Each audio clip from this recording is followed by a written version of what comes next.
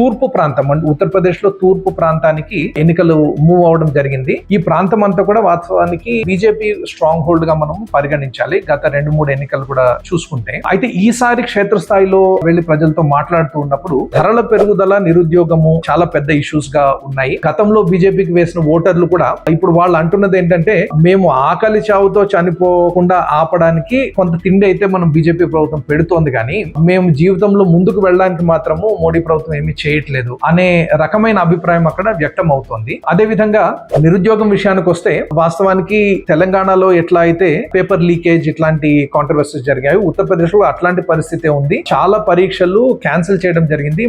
మొన్ననే ఫిబ్రవరి 17-18 police constable కోసం ఒక పరీక్ష జరిగినప్పుడు దాంట్లో 48 లక్షల మంది ఆ పరీక్షలో పాల్గొన్నారు. ఒక 60,000 పోస్టుల దాకా ఉన్నాయి. అయితే ఈ పరీక్షలు జరిగిన తర్వాత మళ్ళీ పేపర్ లీకేజ్ వల్ల మొత్తం పరీక్షలు క్యాన్సిల్ చేసి